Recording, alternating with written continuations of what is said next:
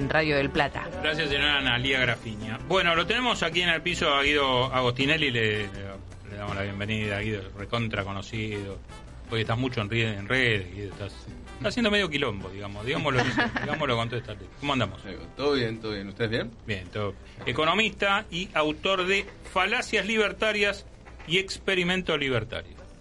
Ahí, mostrarlo si querés para esta cámara. Acá. Dame que lo muestre yo, Cómprenlo porque está muy bueno el libro. Pero explícale un poco a la gente de qué se trata. Sí, el libro Experimento Libertario en realidad nace un poco mostrando todas las contradicciones del pensamiento de Milei, pero incorpora todo lo que fueron las experiencias libertarias, ¿no? El primer año de Milei, a grandes rasgos, y después tenés los pequeños experimentos que se fueron dando en el mundo, en menor escala, libertarios, que obviamente no terminaron del todo bien, pero bueno, que se cuenta un poco cómo fueron esos experimentos. El que tomó más renombre fue el del ataque de los osos allá en el norte de Estados Unidos, ¿lo escucharon? Bueno, el de Grafton. Sí, un poco desapareció no, yo fui hasta allá. No, desapareció el plan, vamos a decirlo así, pero todavía había algunos libertarios ahí. Se quedaron varios, pero la verdad que ahí cuento un poco en detalle cómo fue ese experimento. No porque me interese en sí, obviamente que no tiene relevancia en sí un pueblo, sino llevar a cabo las ideas libertarias en extremo, que incluso pienso que no llevarlas en extremos lo que muestra que son falsas las premisas, y por eso Milei no está haciendo un gobierno plenamente libertario. Claro. Sería muy arriesgado decir eso, ¿no? Si bien él siente que está en un proceso de transición hacia ser libertario, con lo cual nos llevaría a un peor escenario que el actual. Me parece que de hecho todos los puntos a favor que tiene Milei hoy en día en el manejo de la economía fueron justamente por intervención, porque ha hecho una intervención estatal muy grande. Sí, muy grande. Yo siempre doy, que digamos es lo que más manejo, doy el tema laboral, y hay una intervención en las paritarias, en el privado. Vos decís, bueno, se supone que si sos libertario barra liberal, no tenés por qué intervenir en eso, ¿no? Exacto, es un precio más de la economía que debería regirse por esas mismas normas. Entonces, si ellos al decir que van a aumentar el 1% la pauta y en realidad la inflación ya están diciendo que es un éxito que está al 2%, quiere decir que bueno, ahí va a haber un punto que te van a sacar de salario. Claro, y ahí está uno de los costos que tiene este modelo. Guido, contame qué fue, a ver, qué te dio esa visita a ese pueblo en Estados Unidos, qué fue lo que generaron y por qué terminaron como terminaron. Mira, a ver, en Grafton lo que pasó fue que se pusieron de acuerdo 100 libertarios. Ellos lo que tienen en Estados Unidos es que están muy bien organizados. Entonces dijeron, no, vamos a vivir todos de una a un determinado pueblo para incidir. Si bien es un pueblo de más de 1000 habitantes, con 100 personas vos ya sos mayoría en asamblea, digamos. Ellos deciden todo por método asambleario. Entonces lo que ocurre es que fueron allá y empezaron a tomar decisiones sobre lo que iba pasando en el pueblo, y empezaron a decir, bueno, hay que bajar impuestos, o sea, tasas municipales, hay que no hay que renovar el camión de bomberos, no hay que darle tanta relevancia, no hay que gastar en seguridad, en fin, un montón, en recolección de basura. Los caminos. En los caminos, exacto.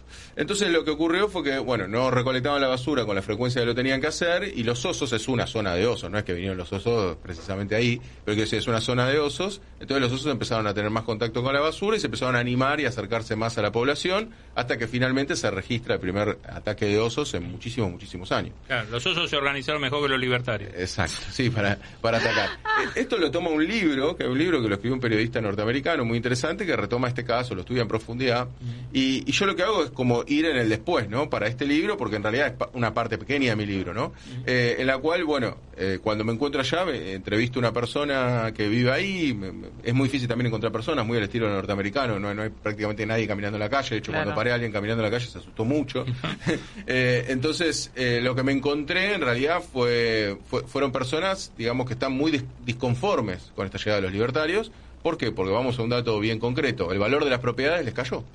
O sea, hay casas abandonadas, empieza a atentar contra el capital. Por ende, yo pienso que lo que es la visión libertaria, contrariamente a lo que ellos dicen ser, cuando vos lo aplicás, y sobre todo cuando lo aplicás muy fuertemente, o sea, en forma bien marcada, realmente como lo que ellos plantean, lleva a una destrucción del capital. No es conveniente para el capitalista que incluso se lleve a cabo unas medidas libertarias. De hecho, ponemos el ejemplo en el libro, en una parte de Londres, que dicen, bueno, no va a haber planeamiento urbano, no rige, ¿no? Como acá, que siempre nos regimos con cuánto podemos construir, cuánto no. En Londres dijeron, vamos a determinar una porción de tierra y acá vos podés construir lo que vos quieras. No invirtió nadie. Porque el problema es que vos no sabés si haces un edificio de 20 pisos, viene el de al lado, te hace uno de 25, Claro. no sabés si vas a tener un parque, no sabés si el otro va a construir bien, mal y después el edificio se cae. O sea, en definitiva, el marco sobre el cual te tenés que manejar en la economía es lo que te da tranquilidad para invertir. Sí. Tal es el caso, bueno, vinculándolo con lo que le pasó a Milei con el caso de este cripto, justamente lo que él promueve es algo muy parecido a lo que es el mercado bajo la ideología libertaria. Claro. ¿Por qué? Porque bajo la ideología libertaria no hay controles, vos podés hacer una moneda en 2 minutos, y entonces en esos 2 minutos que vos generás tu moneda tenés tu oferta y tu demanda que se rigen libremente. ¿Qué puede pasar? Esto, que te estafen. Sí. Entonces, que te estafen o que haya un negociado en el medio. o que haya un negociado en el medio, exactamente. O sea, puede pasar cualquier cosa que determine la oferta y la demanda. Y eso, pensémoslo en toda la economía. O sea, para mí, lo que pasó con la cripto justamente nos muestra es que es una economía libertaria al 100%. Entonces tenemos que tener cuidado porque si sacamos todas las restricciones, si hacemos que el Estado funcione mal, a mi modo de ver nunca funcionó tan mal el Estado como en este momento. Claro. O sea, los funcionarios que justamente están no solamente siendo despedidos, sino que los que trabajan se mueven poco por las dudas para no hacer ni mandarse ninguna macana. Entonces lleva una ineficiencia estatal que lo que va a hacer es que la economía, a mi modo de ver, también empiece a funcionar cada vez peor. Bien, estamos con Guido Agostinelli, economista, autor de Falacias Libertarias y Experimento Libertario. Señalame por lo menos 4 o 5 puntos de esto viste que se habla mucho del contrato electoral. Entonces se dijo, el que todos sabemos es, voy contra la casta y no fue contra la casta.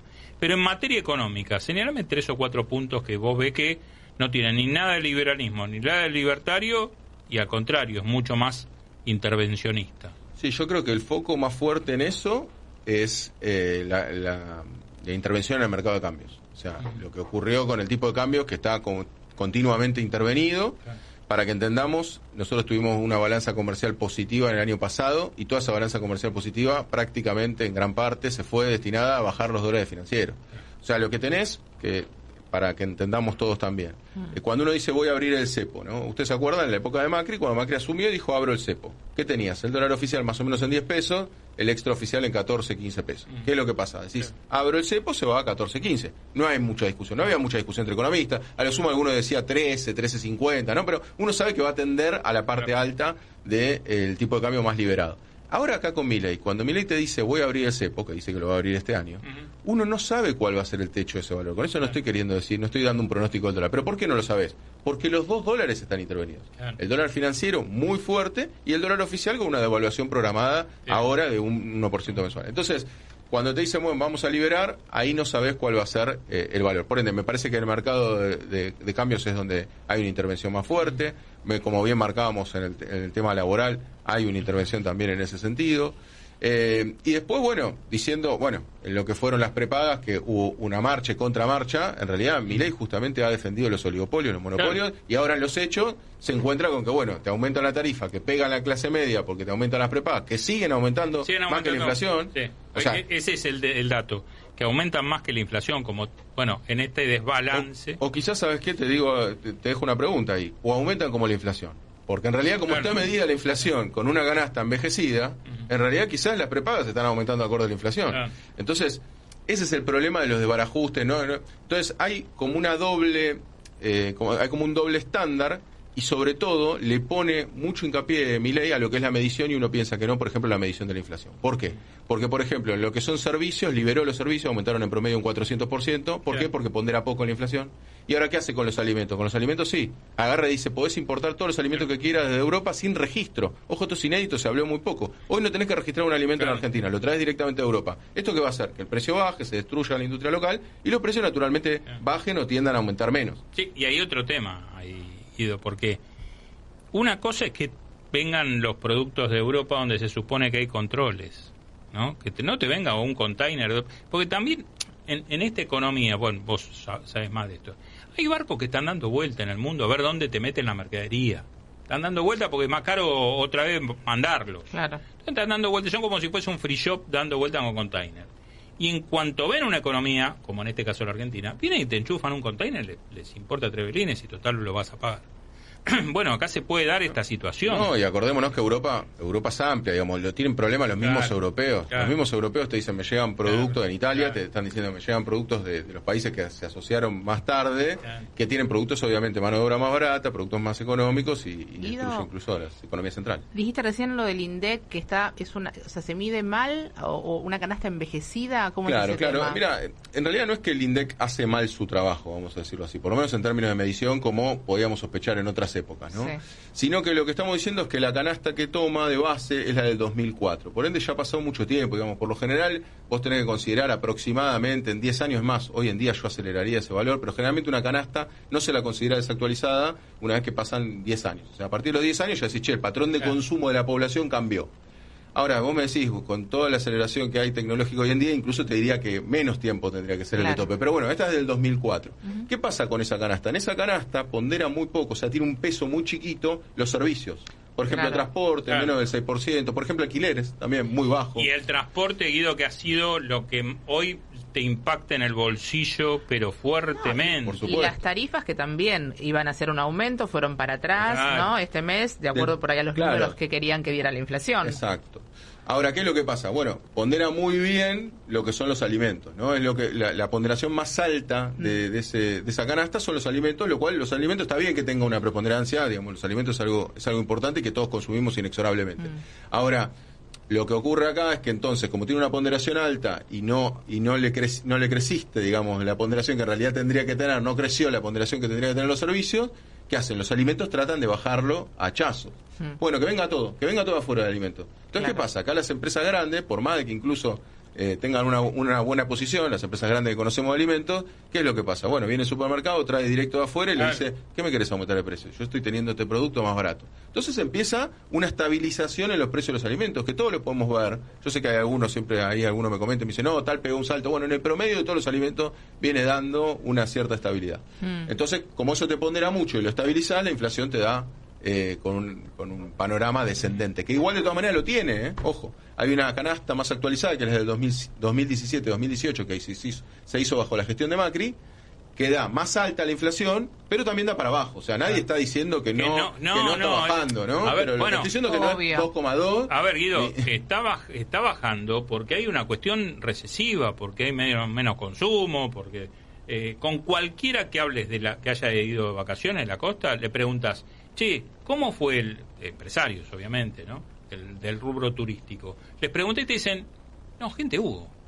Lo que no hubo fue consumo, poco consumo. La gente vino y se la pasó en la playa, pero después iban y se compraban el sándwich, salía a comer, no, teatro más o menos. Supermercado, de armarte como para tratar de zafar ahí. Bien. Bueno, de 2:47 vamos a una tanda y después seguimos con Guido Agostinelli, economista y autor del libro Falacias Libertarias y Experimento Libertario. Del Plata, la radio de la verdad. Bueno, seguimos con Guido Agostinelli, economista, autor de Falacias Libertarias y Experimento Libertario. ¿Cómo ves bueno, hablaste un poco de las cripto y demás. El escándalo a nivel... vos viajás, has hecho muchas notas afuera. Esto ya obviamente pasó la frontera. ¿Cómo ves la imagen del presidente hoy en Estados Unidos? Con aparentemente investigando también, no sé cómo será, el FBI se habla. ¿Cómo ves esto, digamos, este desastre?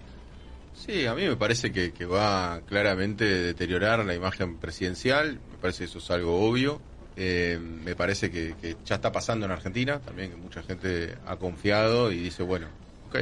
A veces no es que le sacan la confianza, sobre todo en todo, en absolutamente todo, ni es algo blanco-negro, ¿no? Sino que para mí se puso en duda, que eso es lo más importante, su idoneidad como economista. Claro. ¿No? Él tiene una matrícula de economista, con lo cual sí, también ahí habría que revisarlo. Perdóname, en materia económica, si vos revisas desde el lunes, después se habla de una intervención de parte de Caputo, Luis, en el mercado, con fondos del ANSES y demás. Pero bueno, déjalo.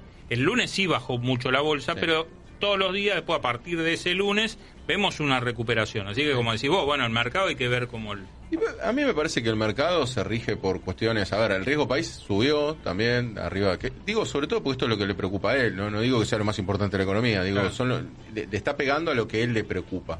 Pero de todas maneras yo pienso que el mercado va a tender de nuevo a encaminarse, ¿eh? Yo pienso eso, quizás me equivoque, obviamente, quizás, y aparte lo que sucede en Argentina es que cada vez te enterás de una cosa nueva, ¿no? Claro. O sea, si evidentemente se encuentra una foto de él recibiendo plata, claramente va a explotar, digo, pero lo que quiero decir es, si seguimos con estos hechos en forma estática, vamos a decir así, para mí se va a normalizar el mercado, porque el mercado lo que hay que entender es que no tiene sentimientos, o sea, si vos estás haciendo un ajuste y ante cualquier problema o posibilidad de impago de una deuda, vos me decís que vas a seguir ajustando a los jubilados, claro. Listo, yo estoy va conforme, para adelante, claro, estoy conforme, porque sé que voy a cobrar, pase lo que pase, no te importa si te le tenés que recortar a los jubilados, como de hecho acaba de confesar Caputo, que dice, le dejamos fijo el importe, no lo podemos aumentar porque le tengo que sacar a otro. Claro. O sea, no se les ocurre cobrarle más a los que más tienen, sino que porque uno hasta incluso podría discutir esas premisas de Milei, también que uno a veces se discute poco, ¿no? El superávit. Bueno, el superávit, ¿cómo, no? Porque, ¿A costa de qué? ¿A costa de qué? Porque quizás si hubiese sido un impuesto para las grandes fortunas, como se hizo provisoriamente, cosa que él también dice que es mentira,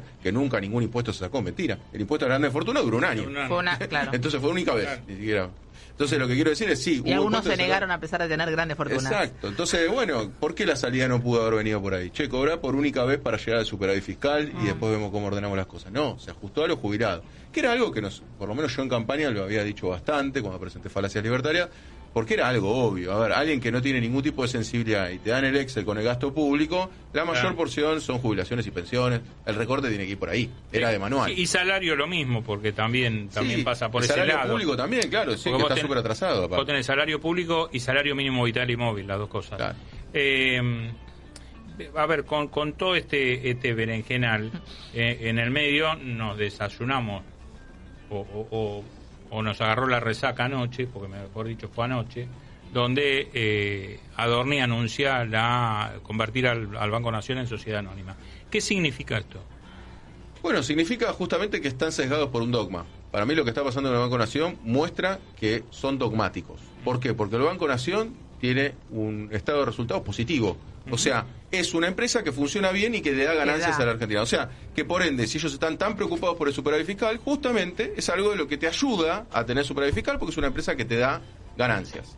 No solamente eso, sino que da créditos a pyme, en serio, claro. No como con la criptomoneda, que justamente nos embarcamos con Milei, que la criptomoneda no servía, ni era un instrumento válido para financiar microemprendimientos, sino que el Banco Nación sí lo hace.